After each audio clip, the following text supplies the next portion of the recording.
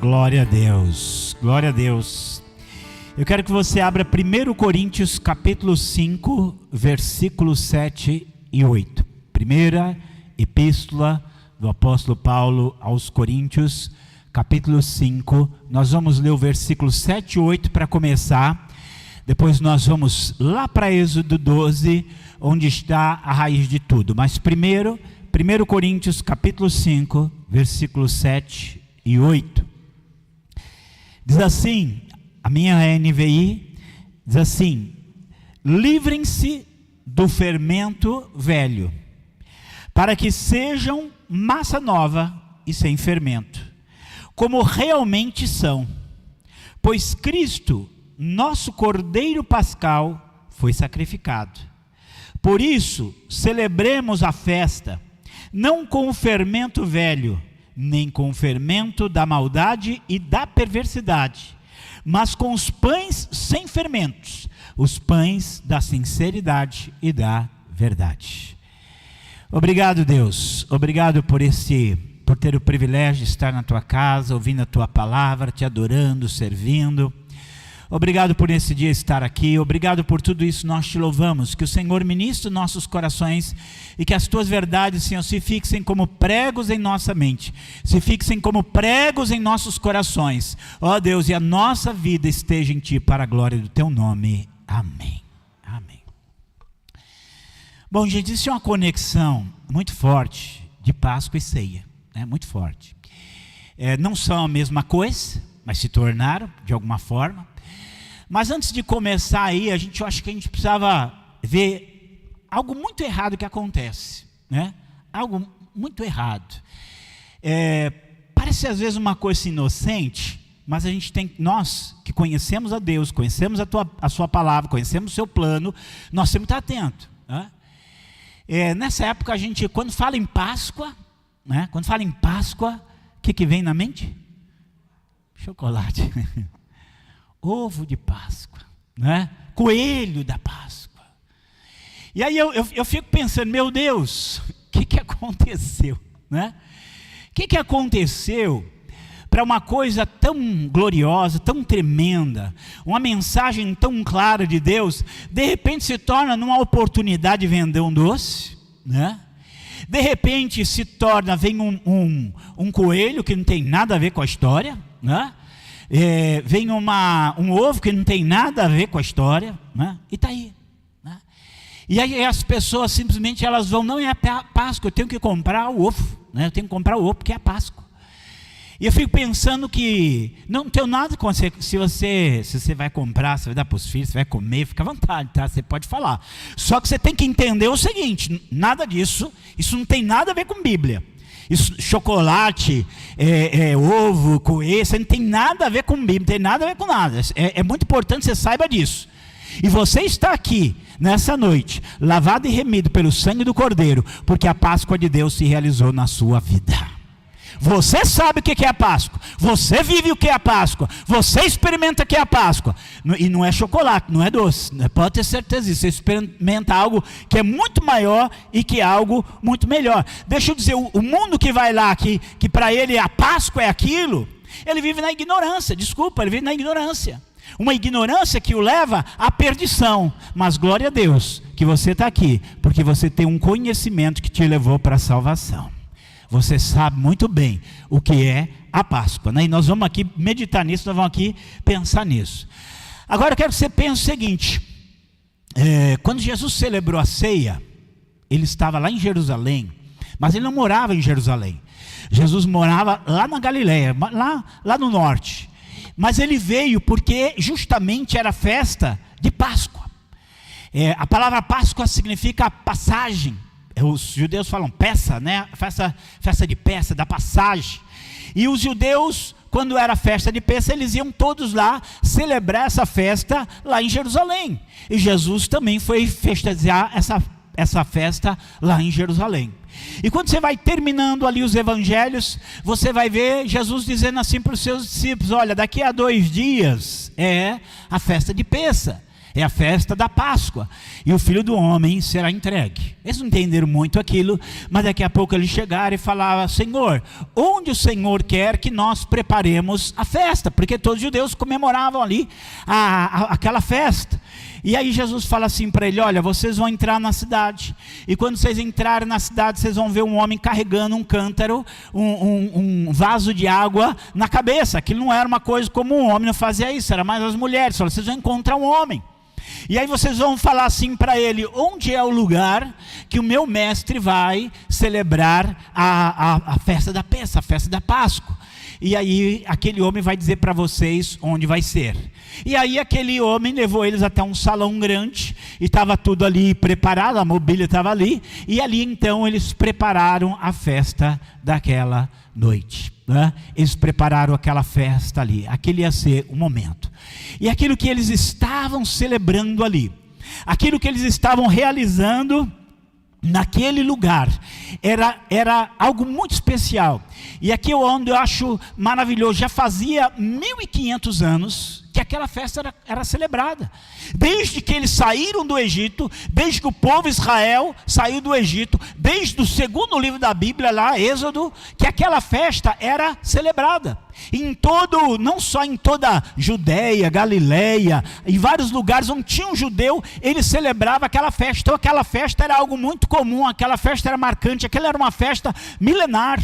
Era uma festa milenar. Mas deixa eu dizer, naquele dia em que Jesus entra naquele cenáculo, naquela sala com seus discípulos, aquela Páscoa ali, ela vai ser uma Páscoa muito especial, né? Glória a Deus, glória a Deus.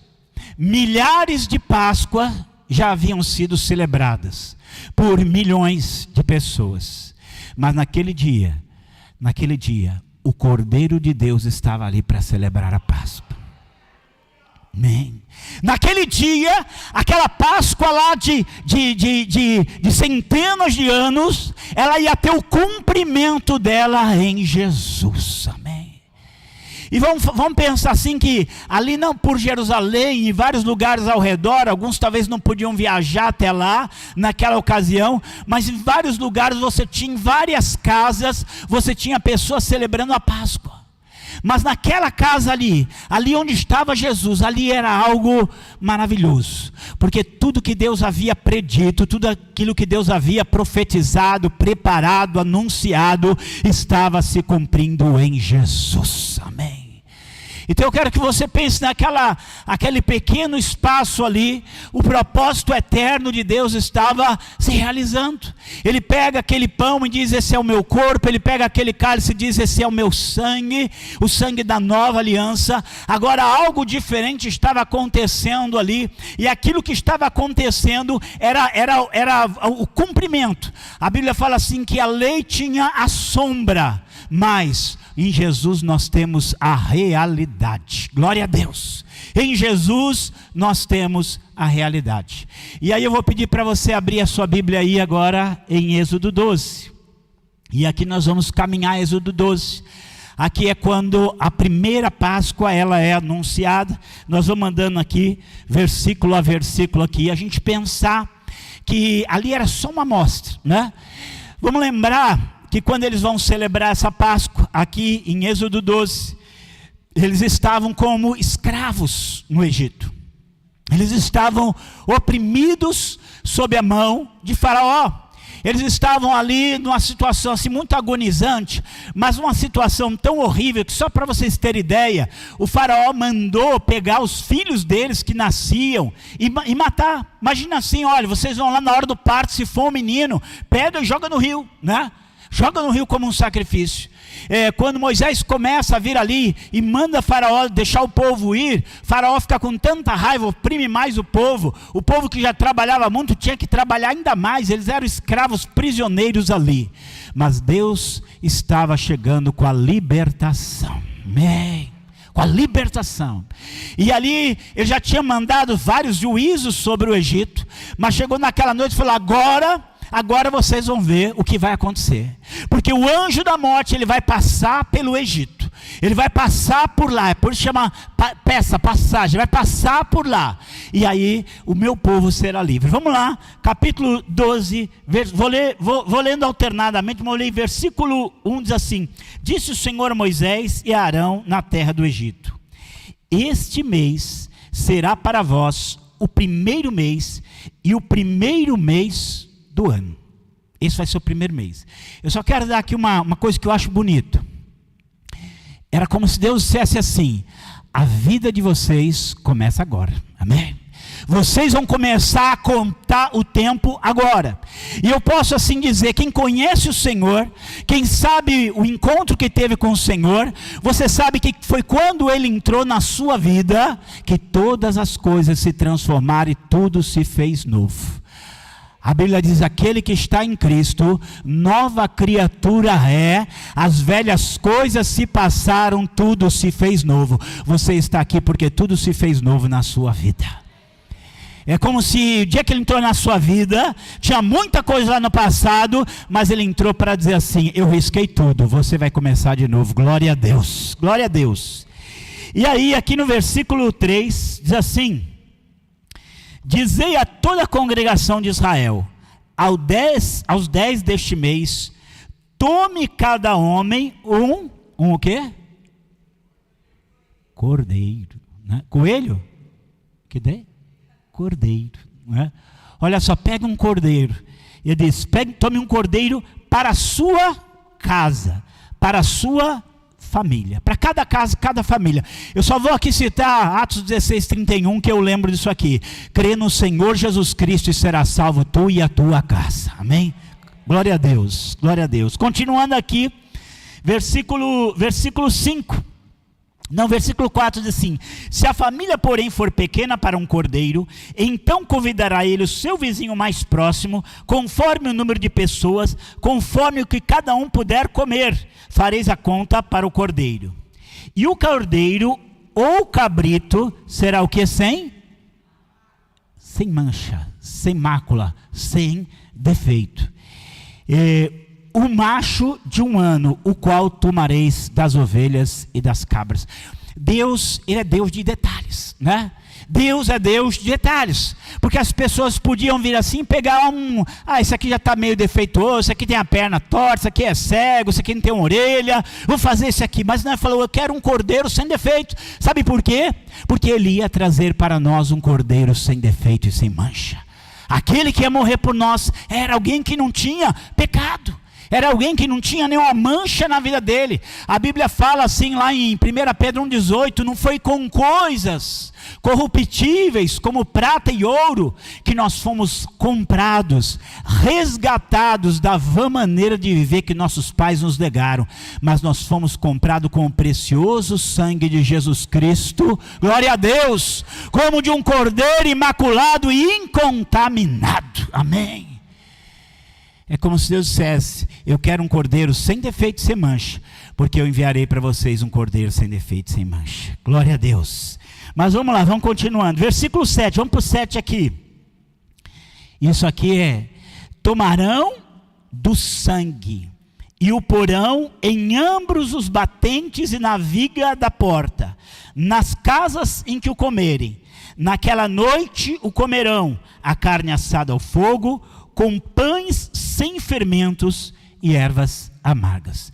Agora eu quero que você pense assim: eles lá dentro da casa, dentro daquelas casas, tinha um cordeiro. E na porta daquelas casas tinha um sangue do cordeiro. Aleluia.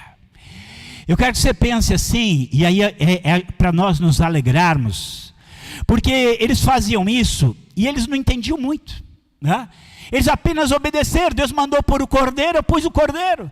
Deus mandou colocar o sangue dele na porta, eu coloquei o sangue dele na porta. Deus falou que isso ia me proteger, então vou fazer porque Deus falou que vai me proteger. Eles não tinham a mínima ideia.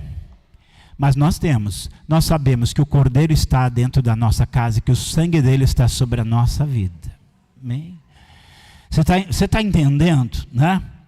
Você está entendendo como aquilo ia se tornar realidade. Muitos séculos depois, mas aqueles estavam obedecendo. E aí eu olho aqui no versículo 8, diz: naquela noite comerão a carne assada ao fogo, com pães sem fermento. Eu já não sei se vocês já comeram, né? Os judeus, eles comem esse pão sem fermento, chama matzô, né? Coisinha ruim. É ruim. Não vou dizer que é bom não, né? Não tem gosto de nada, né? Pensa, não tem sal, não tem fermento, não tem sabor, é a farinha ali com água, né? E eles comem aquilo e comem a erva amarga, né? Sei lá, almeirão, rúcula, agrião, né? Era isso que eles comiam. Eu fico pensando, de onde veio o chocolate? Chocolate tão gostoso, né? Mas não era isso que eles comiam. Era pão sem fermento. Mas por quê? Eles ficavam 7 dias. Não podia ter nenhum fermento em casa. Por quê? Porque biblicamente o fermento é pecado.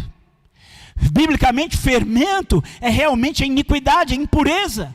Então eles tinham que estar ali na casa deles durante 7 dias. Ali não podia ter nem fermento em casa, tinha que ser livre de fermento, né?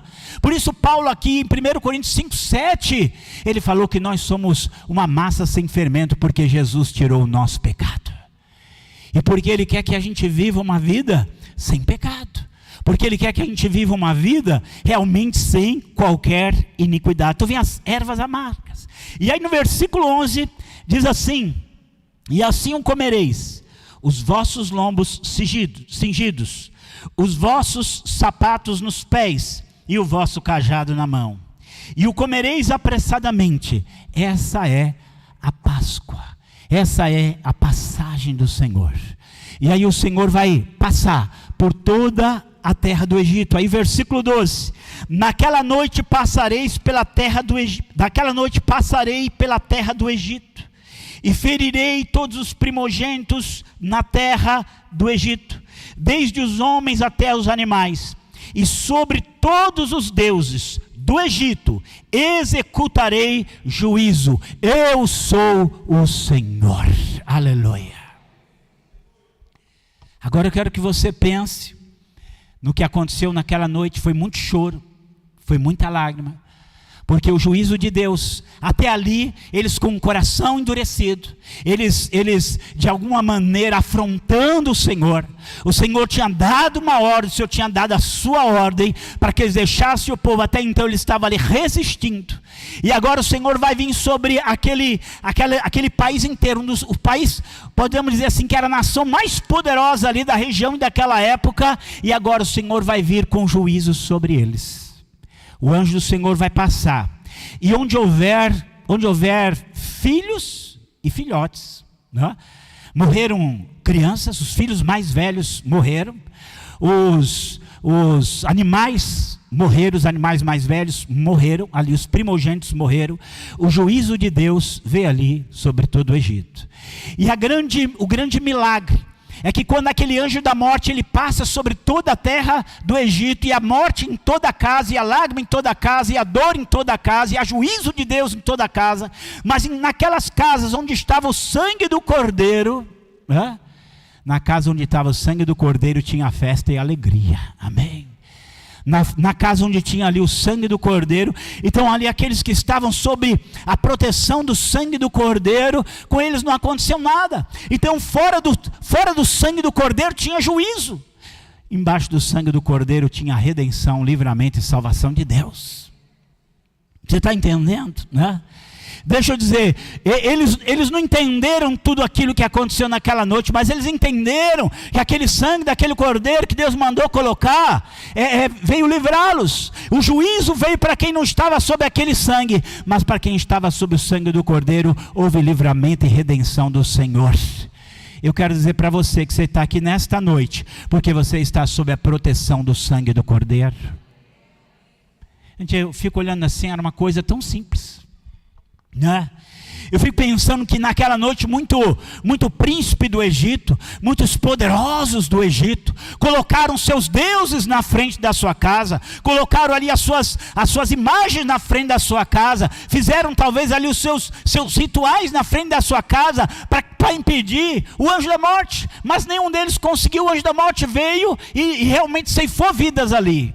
Mas aquele povo simples, eles sabiam de uma coisa, e deixa eu falar aqui, conhecer a Deus é a melhor coisa do mundo, conhecer a revelação de Deus é a melhor coisa do mundo, receber a instrução e direção do Senhor é a melhor coisa do mundo. O anjo da morte passou e não tocou em nada do que era deles, porque eles estavam com o cordeiro dentro da sua casa e o sangue do cordeiro na sua porta.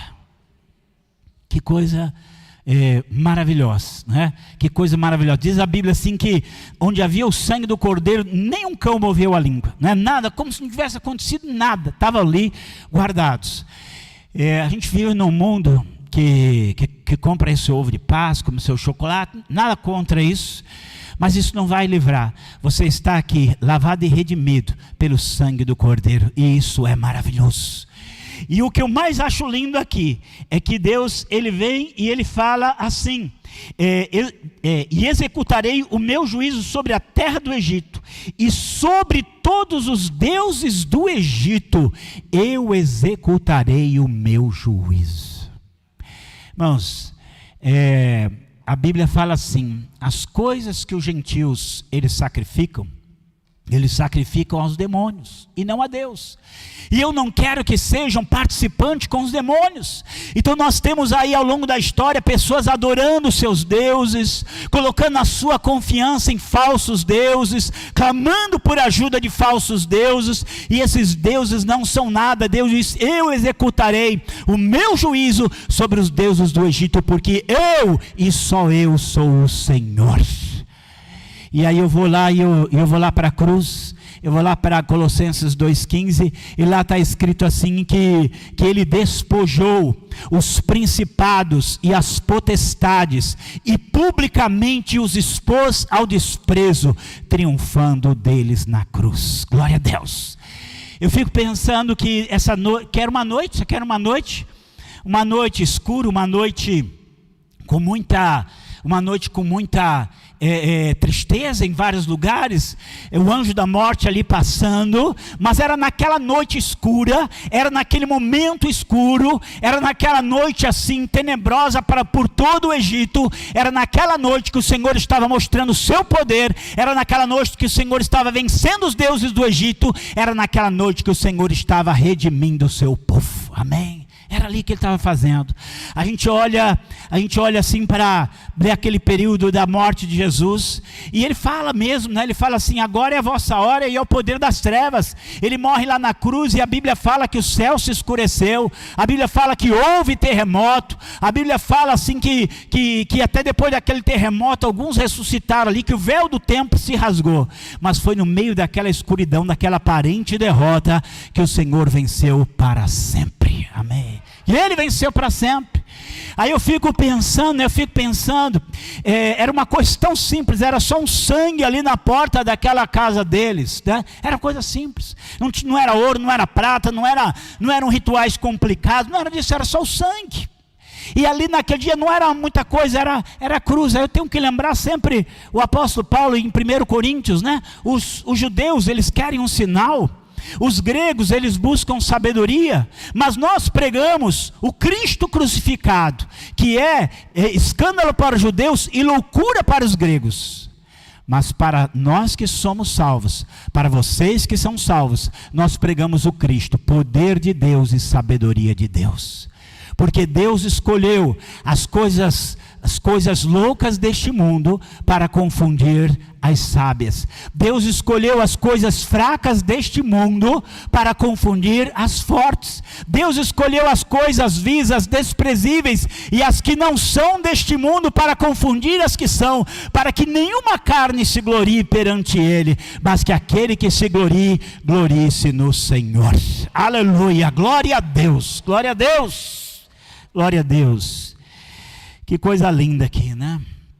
Eles não compreenderam que aquele sangue ali era só uma pequena amostra, né? Uma pequena amostra de tudo.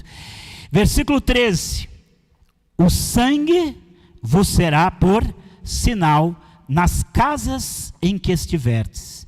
Vendo o sangue, passarei por cima de vós, e não haverá entre vós praga destruidora, quando eu ferir toda a terra do Egito.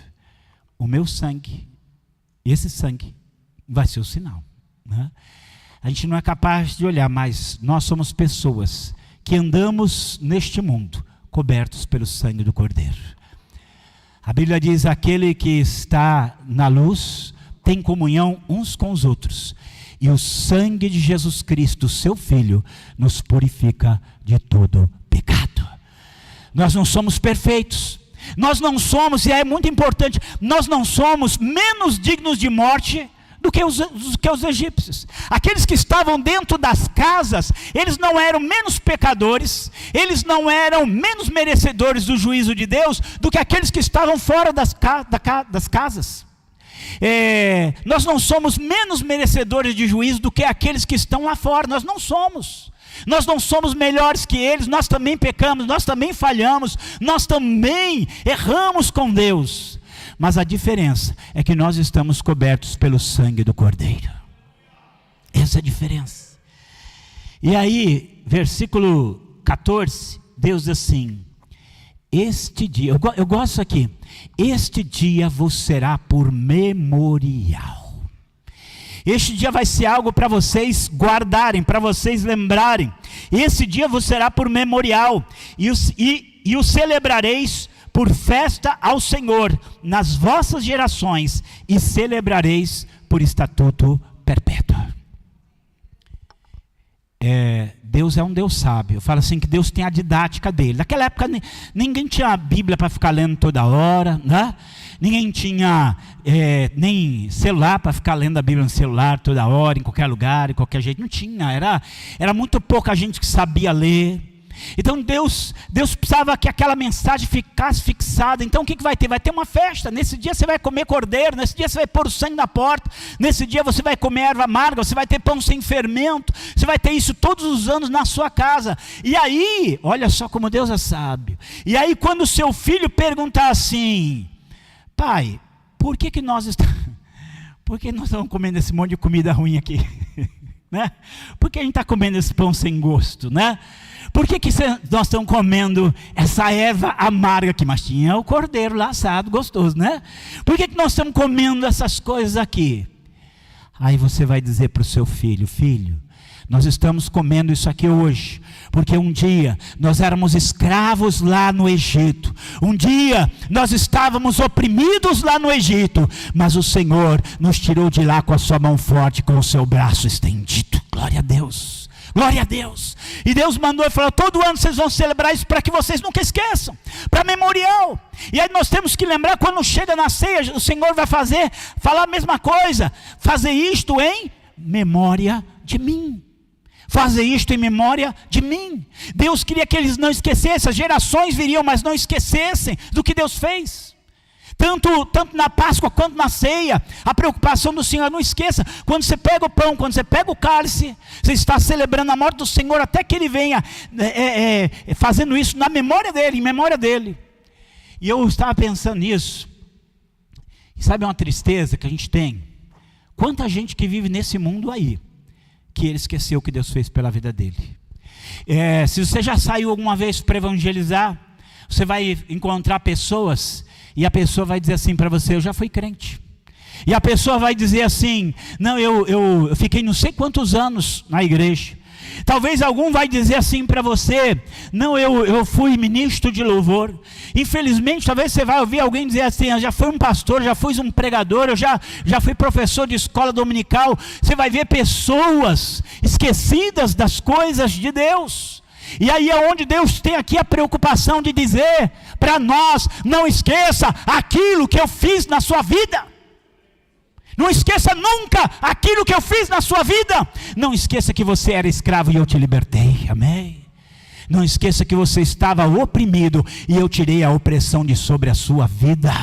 Não esqueça que o sangue do Cordeiro está sobre a sua vida. Não esqueça nunca isso, por estatuto perpétuo para sempre, até a eternidade. Não esqueça aquilo que Deus fez para você. Glória a Deus.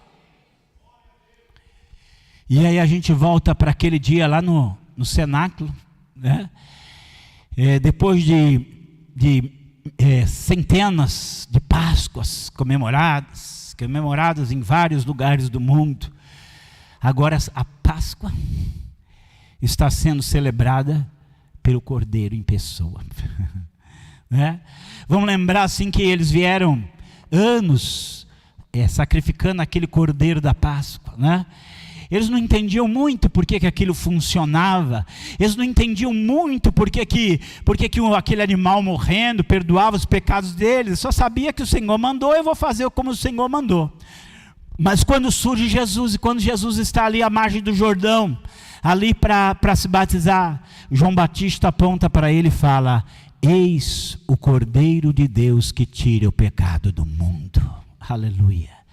Ele fala isso, e aí a gente tem que lembrar que em toda a Páscoa, os homens davam cordeiros a Deus, né? Aquele cordeiro, eles iam lá e oravam por aquele cordeiro, e consagravam aquele cordeiro a Deus. Era um cordeiro consagrado a Deus, e até aquele momento daquela Páscoa que Jesus vai celebrar, os homens estão dando cordeiros a Deus. Mas naquele dia tudo vai mudar, porque agora é Deus que vai dar o seu cordeiro para os homens. Agora é ali naquele cenáculo em Jerusalém. Agora a partir dali é ali naquele monte ali em Jerusalém que o Cordeiro de Deus vai ser dado pelos homens. É agora que o sangue do Cordeiro de Deus não é mais o sangue do Cordeiro de ninguém, não é o sangue do Cordeiro de pessoa alguma. Agora é o sangue do Cordeiro de Deus que vai ser derramado a favor dos homens. Glória a Deus. E aí eu fico lembrando, tem 2 vezes que Jesus fala, e ele fala assim, e eu quando for levantado da terra, todos atrairei a mim. E aí, agora eles talvez não compreenderam muito aquilo, mas quando eles viram Jesus ali na cruz, ele entendeu, né? E aí eu fico pensando, não era uma coisa bonita de se ver, mas nós estamos aqui, porque o Cordeiro foi levantado e nós viemos até ele.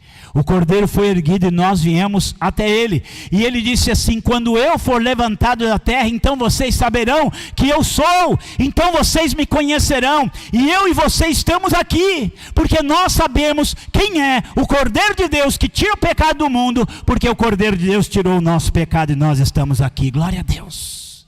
Lá nós tínhamos um cordeiro para cada família, mas agora Deus agora é como se Deus quebrasse as barreiras, né? E agora não é mais um cordeiro para cada família, agora é um Cordeiro de Deus que tira o pecado do mundo inteiro. Glória a Deus.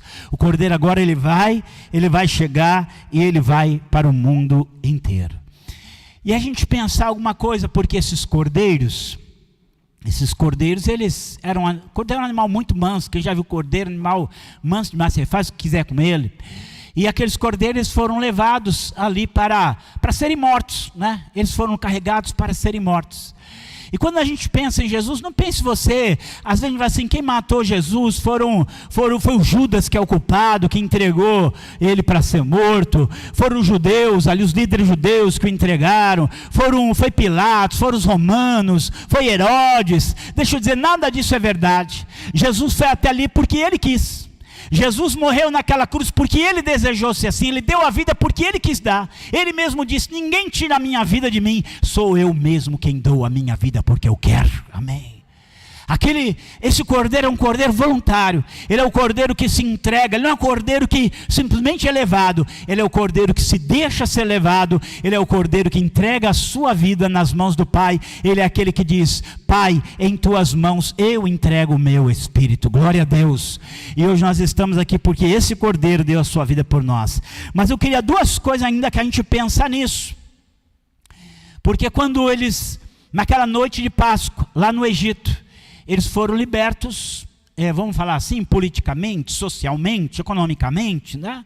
Eles eram um povo que vivia ali como escravos, e agora eles foram libertados para ir para a terra que Deus tinha para eles. Era uma libertação externa, né? Era uma libertação fora da vida deles, era uma libertação política.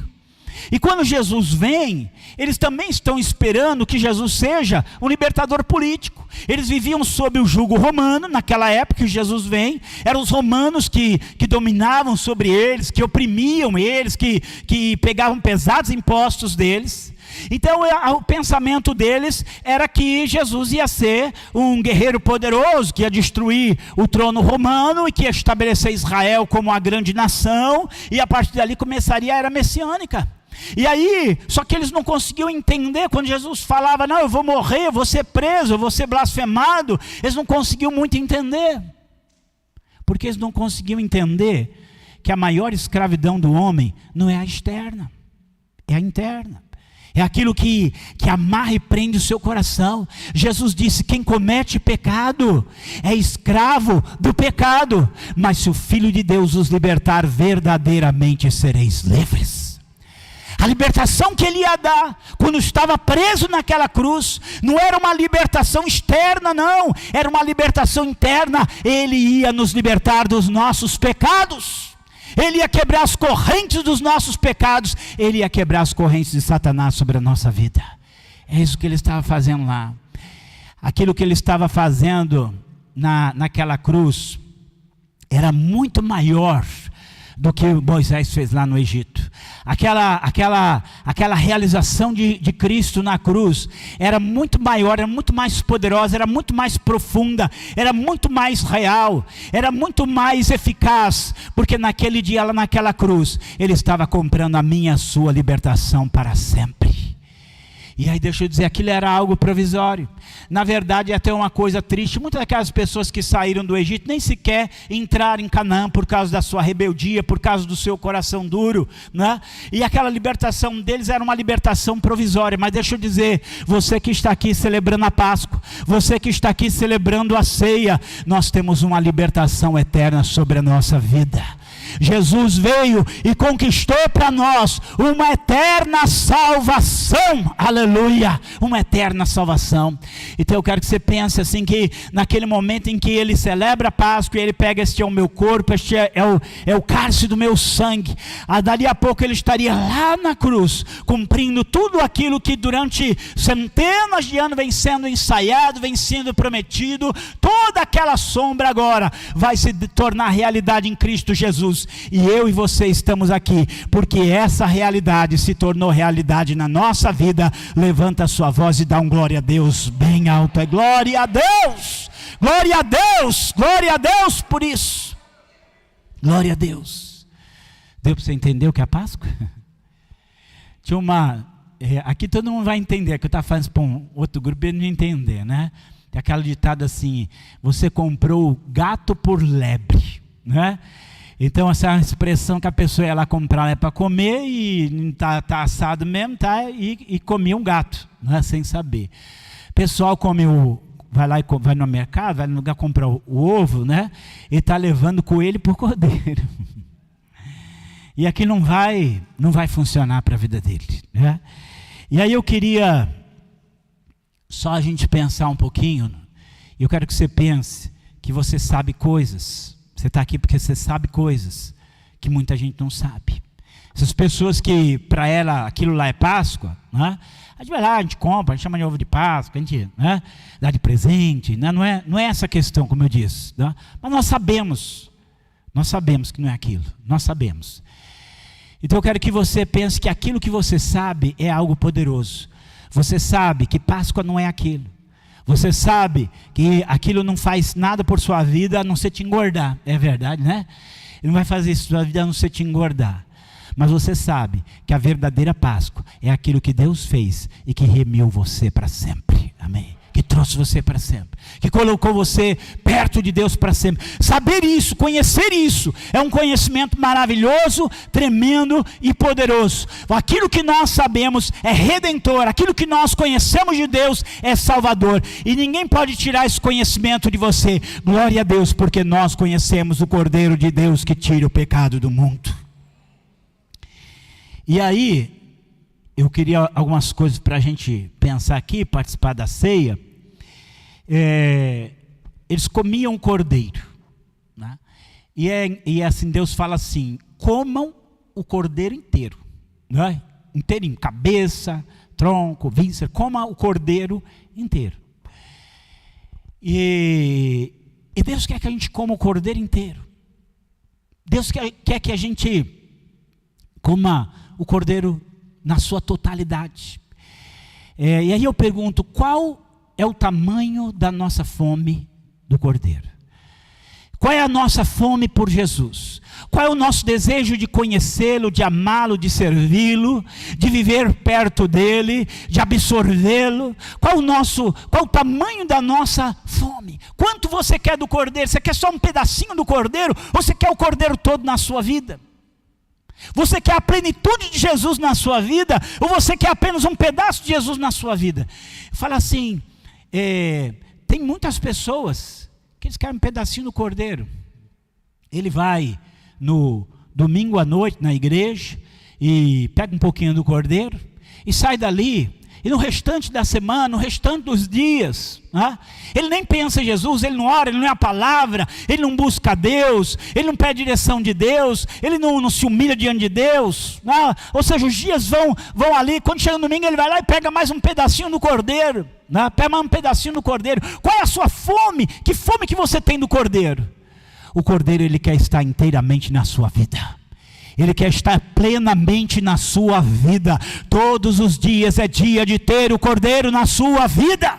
Todos os dias é dia de você se alimentar do Cordeiro, receber o Cordeiro. Receba da plenitude de Jesus na sua vida. Segunda coisa, permaneça sob o sangue, né? Eu não sei se aconteceu, mas pode ter acontecido, né? Sempre tem uns curiosos assim. Então ele estava lá dentro da casa onde tinha o Cordeiro, ele estava dentro da casa onde tinha o sangue do Cordeiro, mas ele começa a ouvir um monte de gente chorando lá fora, né? Ele começa a ver um vulto lá, e ele fala: eu vou lá. E sai debaixo do sangue do Cordeiro. Eu não sei, que a Bíblia não fala não, tá? Estou só pensando aqui. O que será que aconteceu com ele?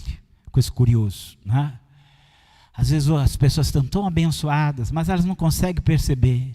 Elas estão guardadas por Deus, mas elas não conseguem perceber.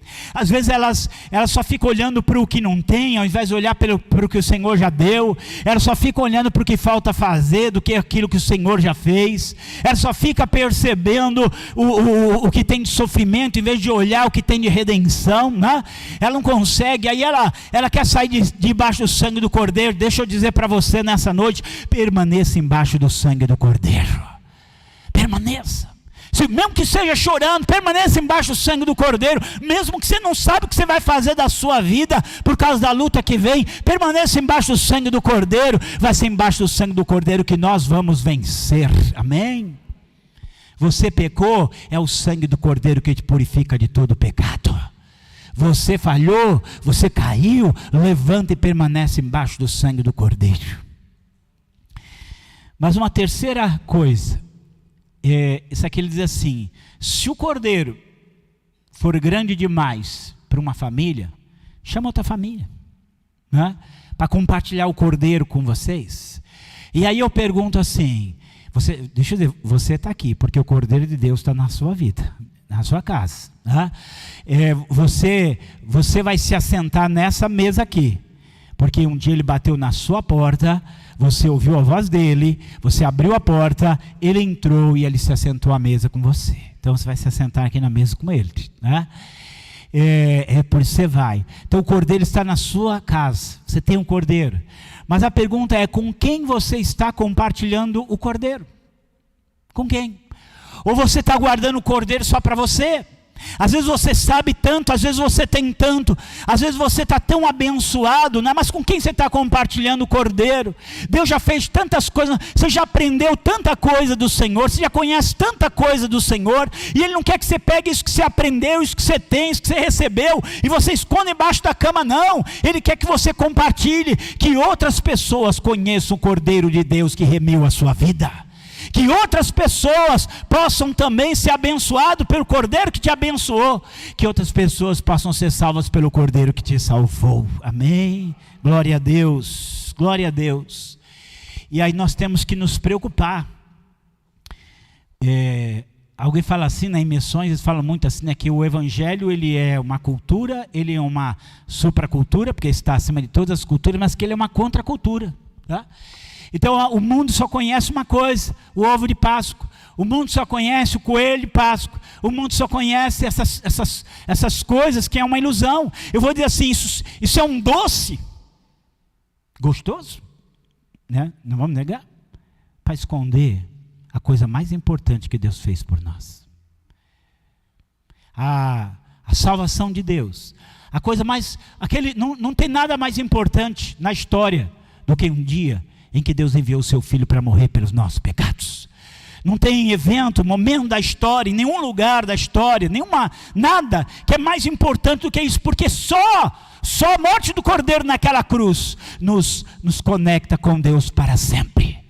E infelizmente o mundo vive cego, o mundo fica ali com seu papel colorido, o mundo fica ali com seu gosto saboroso, mas ele precisa experimentar o gosto amargo dos seus pecados, para que ele possa experimentar um pão sem fermento, uma vida sem pecado, para que ele possa experimentar o Cordeiro de Deus que tira o pecado do mundo. Glória a Deus. E nós precisamos ser esse instrumento para falar para o mundo, para dizer para o mundo que aquilo ali é bom, que é gostoso, que você pode comprar, mas não é isso que Deus quer dizer para você. O que Deus quer dizer para você é: coloque o meu Cordeiro dentro da sua casa, coloque o meu sangue sobre a sua vida e lembra daquilo que eu fiz para te remir e te salvar. Glória a Deus. Eu quero que você dê uma grande salva de palmas ao Senhor e que você fique em pé agora. Fique em pé agora. Enquanto os diáconos vêm, você vai baixar a sua cabeça e você vai orar. Só para você entender que a obra de Deus não começou quando Jesus morreu. Lá atrás, lá séculos antes, 1500 anos antes, ele já vinha de alguma forma mostrando o que ele ia fazer. E eu e você vivemos hoje dentro desse cumprimento. O Cordeiro de Deus que tira o pecado do mundo já veio. E Ele tirou o meu pecado. Baixa a sua cabeça agora, fala com o Senhor, pede perdão para o Senhor. A Bíblia diz assim: examine-se, pois, o homem a si mesmo, e depois coma deste pão e beba desse cálice. Pai querido e amado, nós estamos aqui, Senhor, nesse tempo de Páscoa.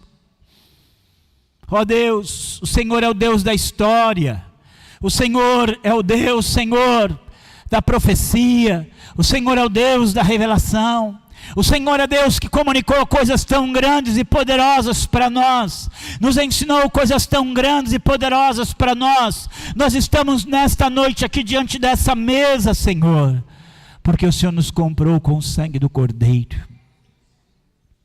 Deus, nós estávamos escravos dos nossos pecados, escravos de Satanás, escravos do mundo, e o Senhor nos redimiu. Obrigado, Senhor, obrigado.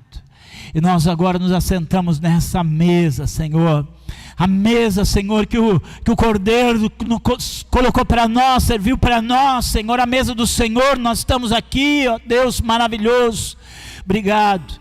Nós pedimos perdão, Senhor. Toca nossos lábios com o sangue do Cordeiro. Toca nossos olhos com o sangue do Cordeiro. Toca os nossos ouvidos com o sangue do Cordeiro. Nossas mãos com o sangue do Cordeiro. Toca nosso coração, nossa alma, o mais interior do nosso ser com o sangue do Cordeiro, ó Pai.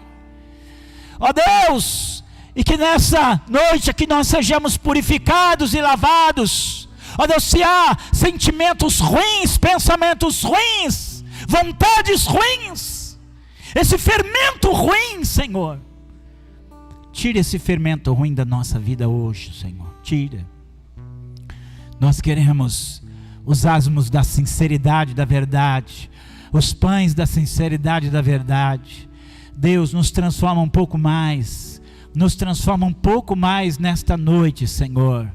Nós pedimos em nome do Teu Filho Jesus. Amém. Glória a Deus. Estenda a sua mão para cá, nós vamos consagrar.